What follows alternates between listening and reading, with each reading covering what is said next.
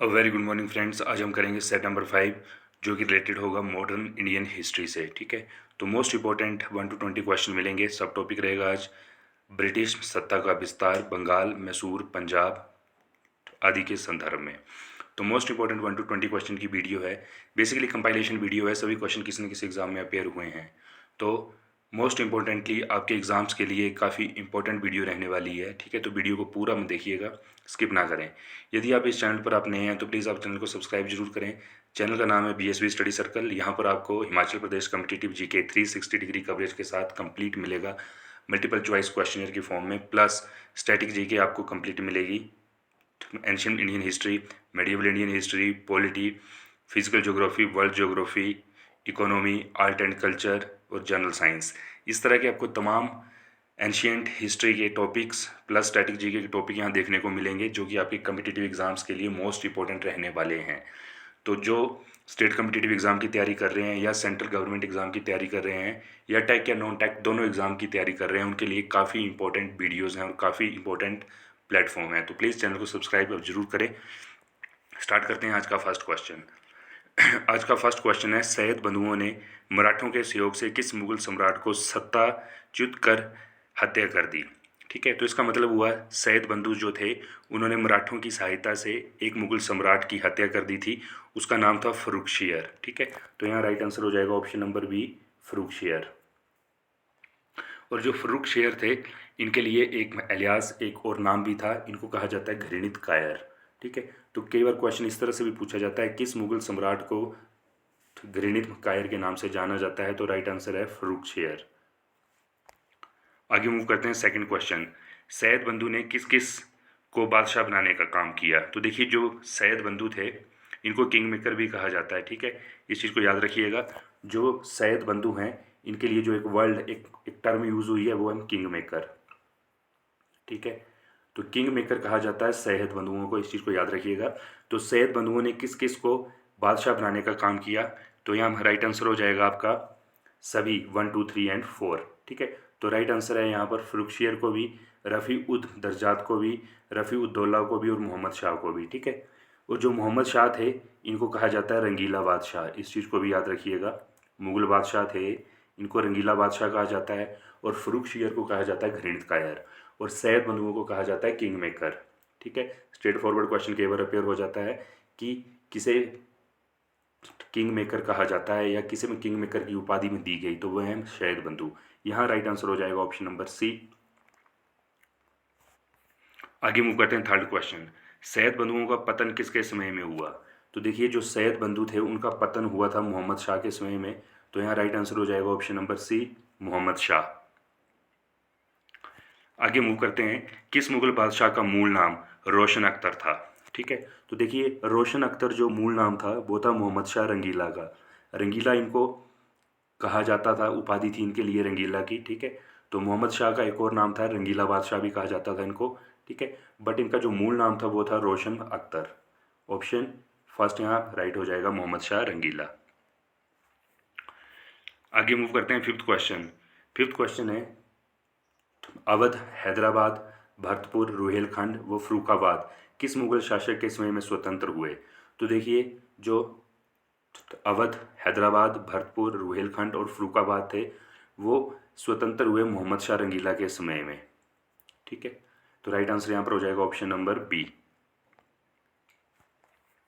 आगे मूव करते हैं सिक्स्थ क्वेश्चन, इंपॉर्टेंट। भारत पर आक्रमण करने वाले किस ईरानी शासक को ईरान का नेपोलियन कहा जाता था।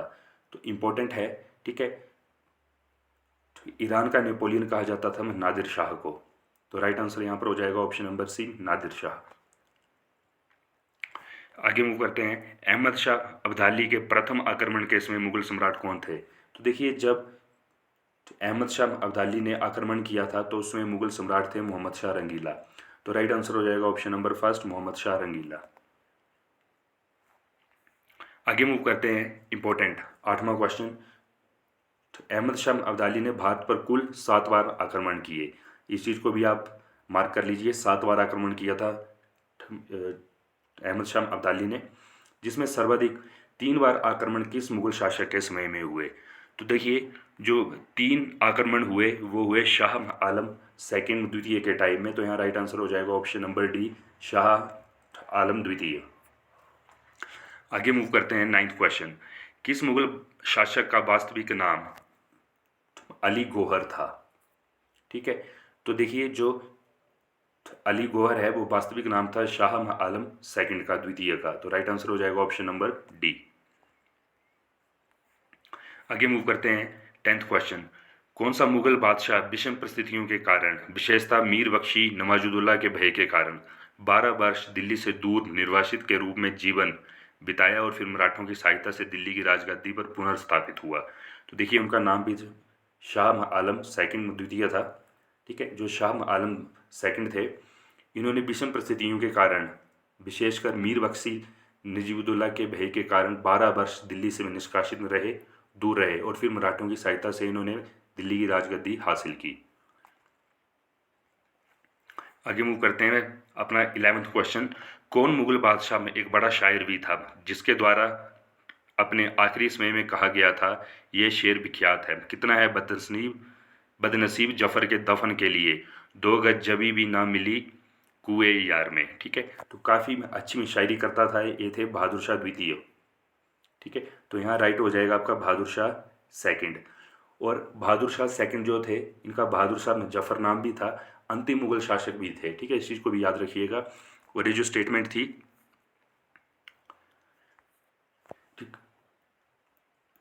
कितना है बदनसीब जफर के दफन के लिए 2 गज जमी भी ना मिली कुएं यार में। ठीक है, ये लाइनें भी बहादुर शाह सेकंड की हैं। इनका नाम बहादुर शाह मुजफ्फर द्वितीय भी था और ये अंतिम मुगल शासक थे, इस चीज़ को भी याद रखिएगा। यहाँ राइट आंसर हो जाएगा ऑप्शन नंबर डी। आगे मूव करते हैं क्वेश्चन नंबर 12। अंग्रेजों का पेंशनर बनने वाला प्रथम मुगल बादशाह कौन था? तो देखिए जो अंग्रेज थे वो कुछ पेंशन की सुविधा वो दे देते थे सम्राटों को। ठीक है, तो अंग्रेजों का पेंशनर बनने वाला प्रथम मुगल बादशाह था शाह आलम सेकंड। ठीक है, तो राइट आंसर यहाँ पर हो जाएगा फर्स्ट, शाह आलम सेकंड। आगे मूव करते हैं क्वेश्चन 13th मोस्ट इंपॉर्टेंट। सूची 1 को सूची 2 से सुमेलित कीजिए। सूची 1 में आपको कुछ जगहों के नाम दिए हैं और सूची जो 2 है वहाँ के शासकों के नाम दिए हैं। ठीक है, देखिए बंगाल की बात करते हैं तो बंगाल के शासक थे 1713 में मुर्शीद कुली जाफर खां। उसके बाद बात करते हैं फर्रुखाबाद की, तो फर्रुखाबाद के शासक थे 1714 में मोहम्मद खां वंगश।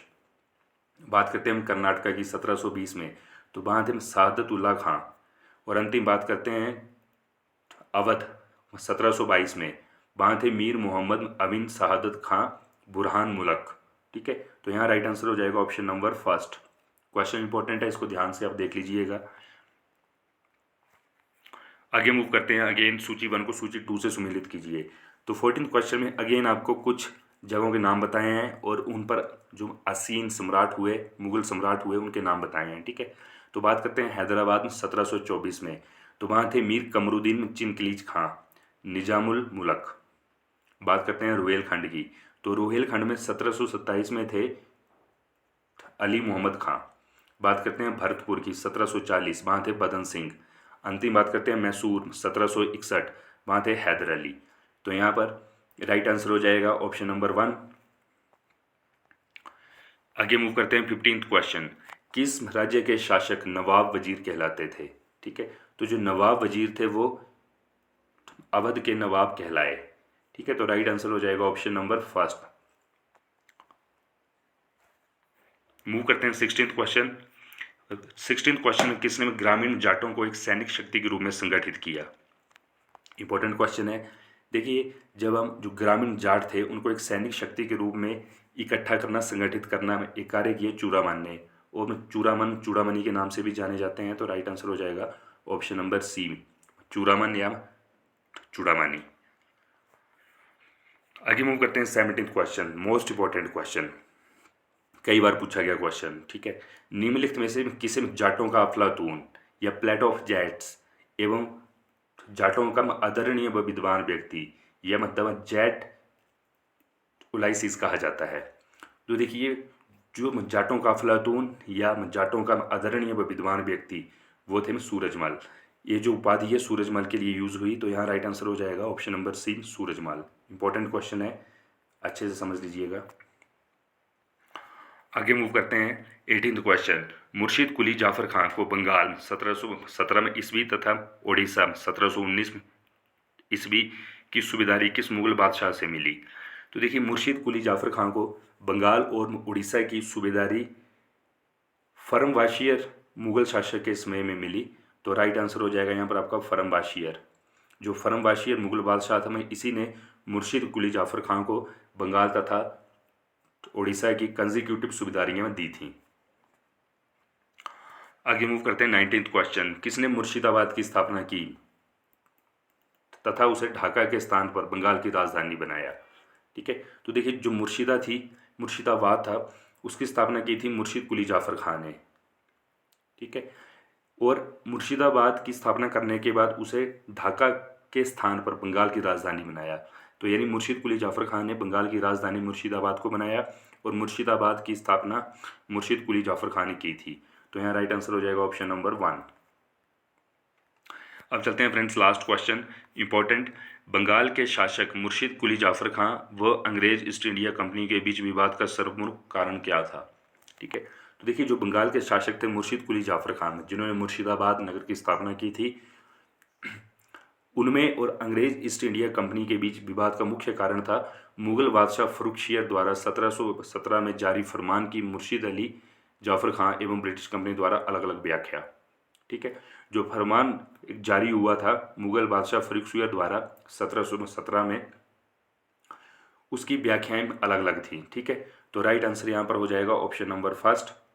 तो फ्रेंड्स, ये थे top 1 to 20 most important question. कुछ दूसरे नाम या जो एलाइस यूज़ करते हैं काफ़ी इंपॉर्टेंट थे। ठीक है, उनको ध्यान से आप समझिएगा। ठीक है, वीडियो अच्छी लगी हो तो वीडियो को आप लाइक जरूर कीजिए। अगर कोई डाउट हो तो प्लीज़ आप कमेंट जरूर कीजिए। यदि आप चैनल पर आप नए हैं तो प्लीज़ आप चैनल को सब्सक्राइब भी कर लीजिए। Okay, thank you.